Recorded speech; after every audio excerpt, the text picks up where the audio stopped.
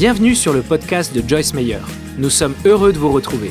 Chaque jour, des encouragements pour recharger vos batteries, vous inspirer et vivre une vie épanouie.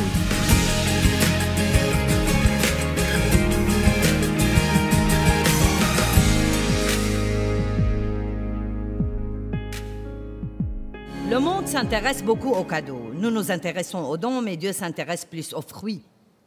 Les dons sont offerts. Ils ne requièrent pas beaucoup d'efforts de notre part. Le fruit est développé. Il vient comme une semence quand nous recevons Christ comme notre Sauveur dans notre esprit. Quand vous recevez le Christ, vous recevez l'Esprit Saint. Quand vous recevez l'Esprit Saint, vous recevez les fruits de l'Esprit. Galates chapitre 5 nous enseigne que quand l'Esprit est en nous, nous avons l'amour, la joie, la paix, la patience, la bienveillance, la gentillesse, la fidélité, la délicatesse, la maîtrise de soi. Combien de vous croient que ces choses sont en vous?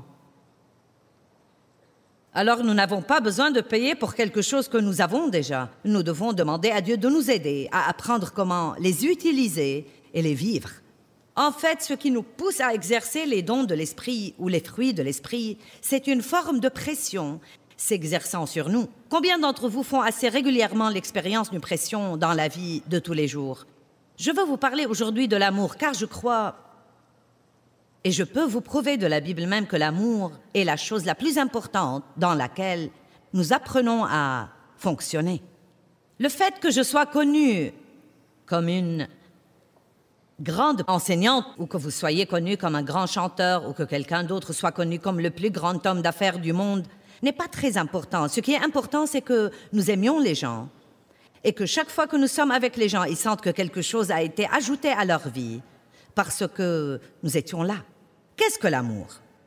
Nous pouvons donner un tas de définitions attrayantes de l'amour, mais l'amour se voit à la base à la façon dont nous traitons les gens. Dieu est amour et il nous traite vraiment, vraiment bien. L'amour se voit à la façon dont nous traitons les gens. Comment traitez-vous les gens? De quelle manière spéciale traitez-vous les gens, en particulier ceux qui n'agissent pas exactement de la manière dont vous voudriez qu'ils agissent? Comment traitez-vous les gens que vous n'essayez pas d'impressionner d'aucune manière? Comment traitons-nous les gens qui sont importants en comparaison de ceux que nous considérons comme peu importants? Ce sont toutes les questions que nous nous posions à nous-mêmes. 1 Corinthiens 12, 31 parle de... Il a été question des dons de l'Esprit en 1 Corinthiens 12. Paul enseignait l'Église sur l'utilisation des dons surnaturels de l'Esprit. Et puis il leur dit, je vais vous montrer une voie encore plus excellente. Regardons 1 Corinthiens 12, 31 et entrons de là dans le chapitre 13. Désirez intensément et cultivez avec zèle les plus grands et les meilleurs dons et grâces, les plus grands dons et les grâces supérieures, et je vais encore vous montrer une voie qui les dépasse toutes. Une qui les dépasse de loin, la plus élevée de toutes, c'est l'amour. Donc, l'amour, apprendre ce qu'est l'amour, apprendre à vivre dans l'amour, développer ce fruit de l'esprit est la voie la plus excellente que nous puissions choisir dans la vie. Une excellente personne sera un grand aimant. Et ensuite, il va droit de là, poursuivant en 1 Corinthiens 13, les 8 premiers versets. Et oui, je vais prendre le temps de les lire parce que je pense qu'ils sont importants. Dans la Bible amplifiée, ils sont un peu longs, mais nous allons quand même les voir. Si je peux parler les langues des hommes et même les langues des anges, mais n'ai pas l'amour, cette dévotion consciente, intentionnelle et spirituelle qui est inspirée par l'amour de Dieu pour et en nous, alors je ne suis qu'un bruit et une cymbale qui retentit. Et si j'ai le don de prophétie, le don d'interpréter les buts et la volonté divine, et que je comprends toutes les vérités secrètes et les mystères, et si je possède toute la connaissance, et si j'ai la foi pour déplacer les montagnes, mais que je n'ai pas l'amour de Dieu en moi, alors je suis un rien inutile. Même si je distribue tous mes biens aux aumônes pour nourrir les pauvres, et si je livre mon corps aux flammes pour être glorifié, et vous savez que l'on peut faire les bonnes choses pour les mauvaises raisons, saviez-vous cela? Dieu ne s'intéresse pas seulement à ce que nous faisons, mais aussi pourquoi nous le faisons. Si nous faisons quelque chose pour attirer l'attention, nous n'aurons pas de récompense de Dieu. Si nous faisons quoi que ce soit pour être vus, remarqués ou applaudis, nous n'aurons pas de récompense de Dieu. Nous n'obtenons de récompense de Dieu que quand nous faisons de bonnes œuvres d'un cœur pur, pour glorifier Dieu et pour aider quelqu'un d'autre. Il dit, si je fais ces choses pour la gloire, mais je n'ai pas l'amour de Dieu en moi, je ne gagne rien. Les bonnes œuvres faites pour les mauvaises raisons n'ont pas de récompense. L'amour est endurant et il est patient et gentil. L'amour n'est jamais envieux ni ne déborde de jalousie. Il ne se vante pas et ne s'enfle pas d'orgueil. Il ne fanfaronne pas. L'amour n'est pas rempli de lui-même, arrogant et satisfait de lui. Et j'aime ceci. L'amour n'est pas brutal. Il n'y a rien de plus dégoûtant qu'un chrétien brutal. L'amour n'agit pas inconsidérément. L'amour de Dieu en nous. Vous remarquerez que dans la Bible amplifiée, il est dit que l'amour est l'amour de Dieu en nous. Et je vais vous expliquer cela car il faut que Dieu nous donne son amour avant que nous en ayons à donner. L'amour de Dieu en nous n'insiste pas sur son propre droit ou son avantage. Il ne recherche pas son intérêt. Il n'est pas irritable, angoissé ou amer. Il ne prend pas en compte le mal qui lui est fait. Il ne se réjouit pas de l'injustice ou de ce qui n'est pas correct, mais se réjouit du droit et de la vérité.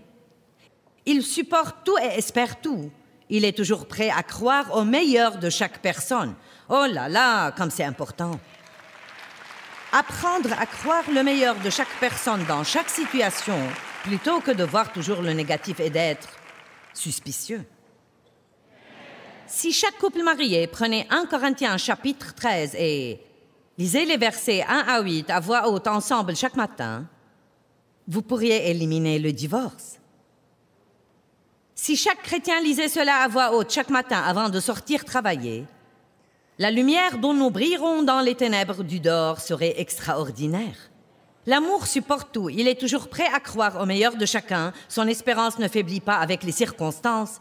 Et il endure sans faiblir tout ce qui vient. Et la première partie du verset 8, l'amour ne passe jamais. Allez, acclamez Dieu.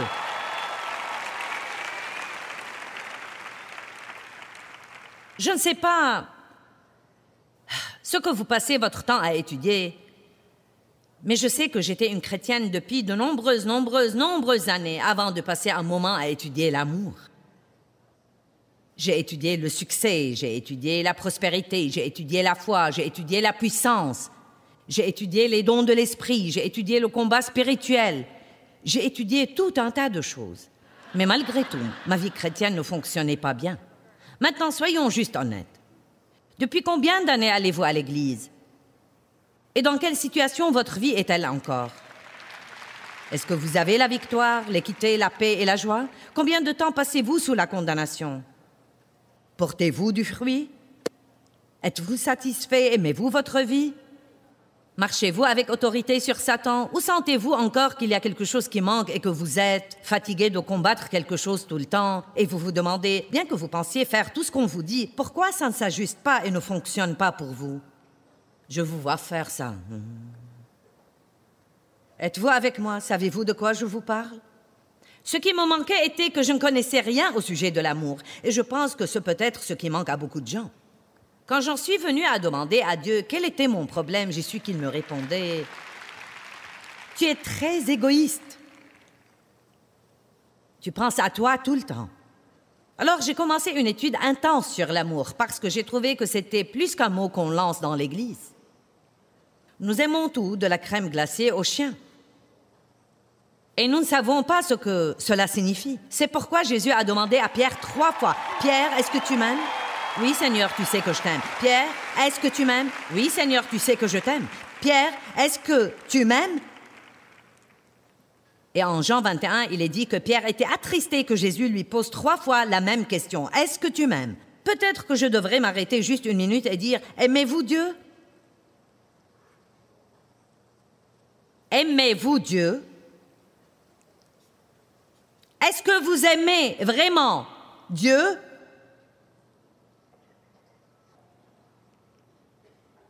Je pense que Pierre a réagi de la même manière, mais chaque fois qu'il demandait, que Jésus lui demandait « M'aimes-tu » et Pierre répondait « Oui », il avait une instruction pour lui. Il disait « Nourris mes brebis, nourris mes agneaux ». Maintenant, pour mettre cela dans un français clair pour vous, je pense que c'est comme « Église, est-ce que tu m'aimes? Oui, Seigneur, tu sais que je t'aime. » Alors, sa réponse est « Aide quelqu'un. » Église, est-ce que tu m'aimes? Oui, Seigneur, tu sais que nous t'aimons. Alors, aidez quelqu'un. Chrétien, est-ce que tu m'aimes? Oui, Seigneur. Pourquoi me demandes-tu 3 fois la même chose? Eh bien, que fais-tu pour aider quelqu'un d'autre? Combien de temps passes-tu à essayer d'obtenir ce que tu veux en comparaison du temps où tu aides quelqu'un à obtenir ce qu'il veut? Oh, ça fait un petit peu mal, n'est-ce pas? Vous savez, nous sommes intrinsèquement égoïstes. Et si vous ne le croyez pas, vous n'avez qu'à regarder un bébé quand il n'a pas son biberon ou sa tétine, ou qu'il n'a pas son derrière essuyé aussi vite qu'il le voudrait. Ça ne prend pas beaucoup de temps et ils ont une crise chaque fois qu'ils n'ont pas ce qu'ils veulent. La chair est intrinsèquement égoïste. Mais Dieu est bon et je suis reconnaissante de ce qu'il vient et se plante lui-même en nous quand nous le recevons comme notre sauveur. Et il y a un espoir pour nous de surmonter ce type de vie égoïste, centré sur soi, malheureux et déplorable. Jésus a dit, si tu veux me suivre, prends ta croix et suis-moi. Oublie-toi toi-même, perds de vue toi et tes propres intérêts. Eh bien, Joyce, si je ne prends pas soin de moi, qui va le faire? Oh, eh bien, voyons voir. Dieu. Oh, je n'avais jamais pensé à cela. Oh, Dieu! Vous savez quoi? J'imagine qu'il pourrait faire davantage dans vos vies en 1 minute que vous pourriez le faire dans votre vie entière. Qui peut être d'accord avec cela? Maintenant, d'un autre côté, j'enseigne aux gens à prendre soin d'eux-mêmes. Je ne dis pas d'ignorer vos besoins légitimes et ne pas prendre soin de vous-même et de passer une quantité de temps déséquilibré à aider les autres au point que vous ignoriez complètement vos besoins. Ce n'est pas ce dont je parle. Vous savez, si nous n'étions qu'à moitié honnêtes, nous pourrions répondre à la question assez vite. Suis-je égoïste et centré sur moi-même?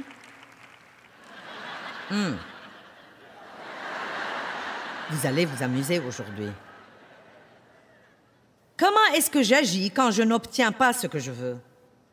Nous développons ce sur quoi nous nous concentrons. Si vous vous concentrez sur vous-même, alors vous allez vous développer vous-même. Mais si vous vous concentrez sur l'amour, alors vous allez développer l'amour. Vous n'allez pas devenir un grand aimant si vous n'étudiez pas l'amour. Je vous demande combien de temps vous avez passé dans votre vie chrétienne à étudier l'amour comme un sujet à part, ce que c'est, ce que la Bible a à dire à ce sujet. À vous concentrer sur l'amour, à aimer les gens exprès, découvrant des choses à ce sujet, étudiant chaque facette de l'amour, priant pour être une personne qui avance dans l'amour. Je n'ai pas du tout passé de temps dessus. Et quand Dieu m'a fait connaître quel était mon problème et que j'étais bonne pour en parler, mais pas pour le faire, alors je me suis mise à l'étudier intensément. Et pendant plusieurs années. Et probablement, si vous voulez savoir la vérité, j'étudie cela davantage que je n'étudie quoi que ce soit d'autre, parce que je trouve qu'il peut m'échapper très vite si ce n'est pas la priorité de ma vie. Je ne passerai pas ma vie en étant une chrétienne médiocre. Je ne passerai pas ma vie en étant égoïste et centrée sur moi. Et si Dieu m'aide, je vais continuer à apprendre à marcher dans l'amour 7 jours par semaine, 24 heures par jour, avançant dans l'amour. Et je vais faire tout ce que je peux faire pour l'enseigner à tous les gens. Même si ce n'est pas quelque chose qui les enthousiasme au début, je vais continuer de l'enseigner. Donc si vous ne voulez pas apprendre comment marcher dans l'amour, il vaut mieux que vous arrêtiez de m'écouter, car je vais continuer de l'enseigner.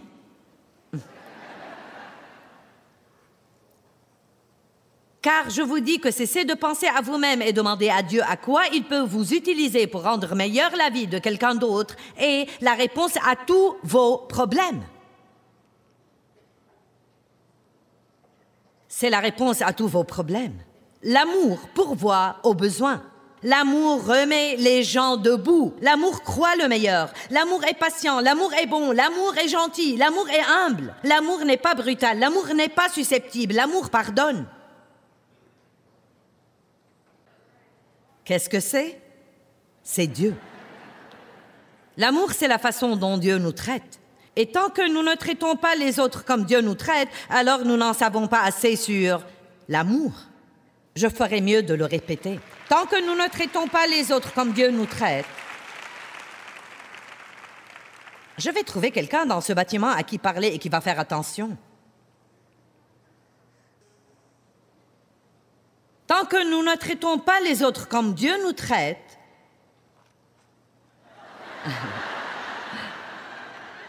nous devons grandir. Qui croit que c'est un domaine où vous pourriez grandir? Qui croit que Dieu vous a amené à la bonne réunion aujourd'hui? Vous allez développer ce sur quoi vous vous concentrez. Après 33 ans, pendant lesquels j'ai été une étudiante sérieuse de la parole, et enseignant toutes ces années, j'en suis arrivée à la conclusion, et je le dis honnêtement, s'il vous plaît, écoutez-moi. Si vous avez jamais cru quelque chose que j'ai dit, croyez ce que je vais vous dire maintenant. J'en suis arrivée à la conclusion que si je me concentre sur l'amour, alors tout le reste dans ma vie sera pris en charge.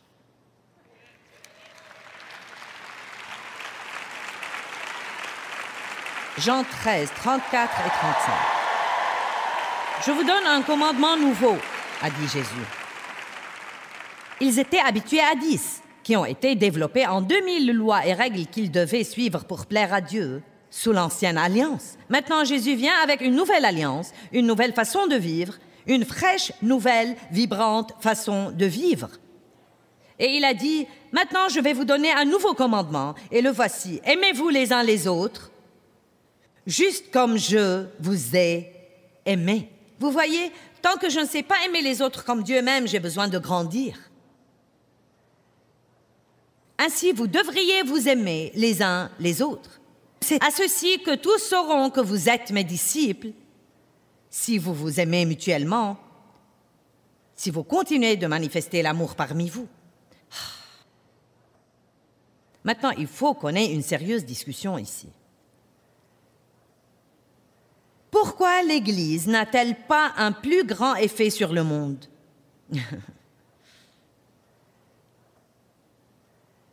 Parce que nous ne faisons pas ce que l'Écriture dit. Nous ne pouvons même pas nous entendre entre nous. Comment pouvons-nous sortir dans le monde et aimer les gens perdus, difficiles à vivre, méchants et répugnants? Amen. Il a dit, voilà votre réponse pour le témoignage. Voilà votre réponse pour conduire les perdus dans une nouvelle vie avec Christ. Sortez d'ici, dans votre partie du monde, et aimez les gens. Sortez seulement. Oubliez les prêches et les sermons. Oubliez également les discours. Oui, prêchez, et si c'est nécessaire, utilisez des mots. Mais la plupart du temps, laissez votre vie faire le prêche. Allez! Oui, prêchez à tout le monde, mais seulement quand vous avez besoin d'utiliser des mots. Le reste du temps, laissez vos vies être un sermon, être un épître vivant pour tous les hommes. Vous pouvez aller au travail chaque jour avec vos poissons autocollants de voiture et klaxonner si vous aimez Jésus et vous mettre à l'écart chaque jour en vous asseyant dans un coin pour écouter votre CD et agir comme si vous étiez meilleur que tout le monde.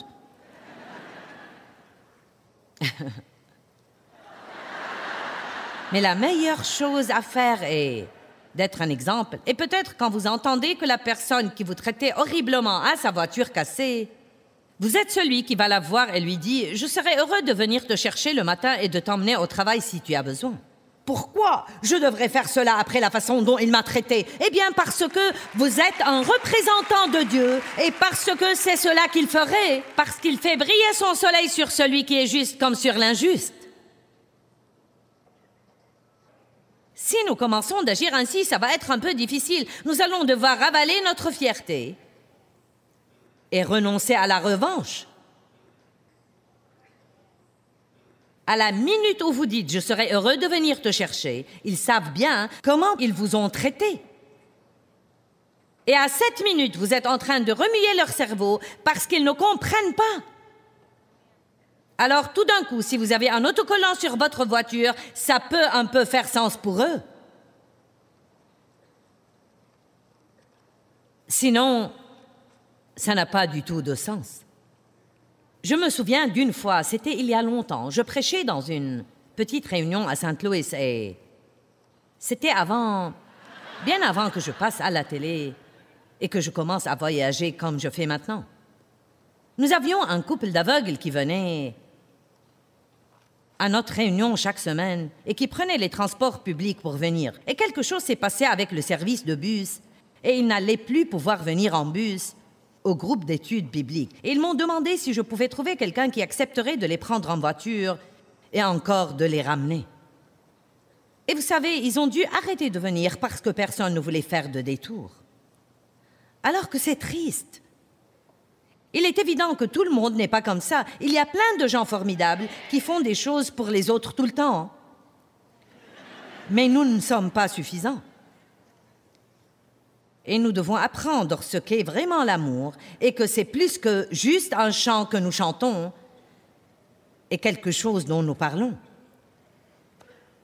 Romains 5:5 dit « L'amour de Dieu a été répandu dans vos cœurs par le Saint-Esprit. » Donc vous avez l'amour de Dieu en vous. C'est là dans votre esprit, là où sont tous les autres fruits de l'esprit. C'est de cela que vous êtes plein. Je ne sais pas de quoi vous pensez être rempli, mais c'est de cela que vous êtes rempli. Des gens peuvent vous dire de quoi vous êtes rempli, mais je vous dis que c'est de cela que vous êtes rempli. Amour, joie, paix, patience, gentillesse, bonté, fidélité, délicatesse et maîtrise de soi. Ne dites jamais que vous ne pouvez pas vous contrôler. Si vous n'allez pas vous contrôler, alors au moins dites la vérité et dites « je ne veux pas me contrôler ».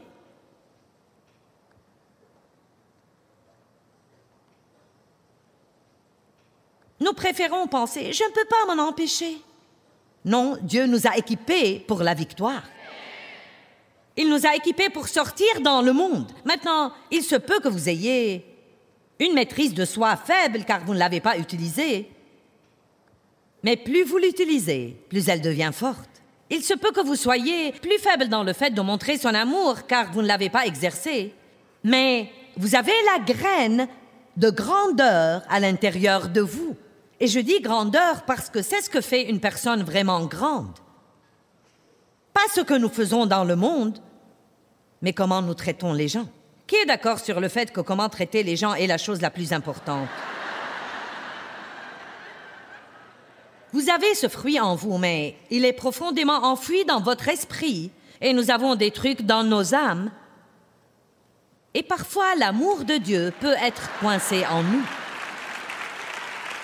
C'est pourquoi, avant de vraiment pouvoir commencer à marcher dans l'amour, nous devons recevoir l'amour de Dieu et laisser cet amour guérir nos âmes. J'étais une jeune fille maltraitée. J'avais été maltraitée par mes parents, abusée sexuellement par mon père. Ma mère ne savait pas quoi faire, alors elle n'a en fait rien fait.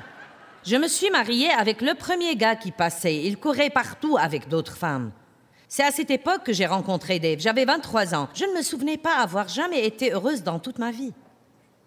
Tout ce que j'avais connu était la peur et des techniques de survie. Bien, je me suis mariée et Dave était un adorable homme plein d'amour, mais je ne savais pas comment aimer. Ce n'était pas que je ne voulais pas. J'allais à l'église chaque dimanche, j'écoutais les messages, mais je ne savais pas comment, parce que tout passait à travers mon âme qui était malade. J'avais une dureté dans mon âme, j'avais une violence, j'avais une bouche qui ne renonçait pas. Je devenais folle chaque fois que je n'avais pas ce que je voulais et je contrôlais les gens en me mettant en colère parce que c'était ce que j'avais vu mon père faire. Et je pouvais aller pour apprendre toutes sortes de principes. Je pouvais apprendre 20 manières de combattre spirituellement et 12 manières d'être prospère et 16 manières de guérir et 18 étapes vers la victoire. Mais rien de cela n'allait me faire aucun bien jusqu'à ce que j'apprenne à recevoir l'amour de Dieu. L'amour de Dieu peut guérir votre âme malade. Et maintenant, écoutez-moi. Avant que vous puissiez vraiment aimer les gens, vous devez laisser l'amour de Dieu vous guérir. Maintenant, écoutez-moi. Et vous avez à apprendre comment vous aimez vous-même.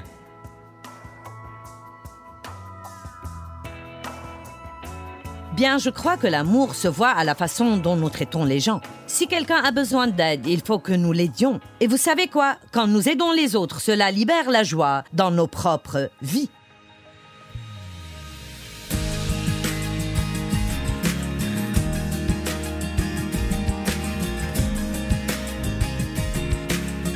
Merci beaucoup d'avoir écouté.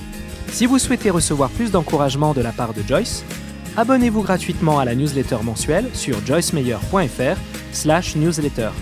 Soyez bénis et à bientôt.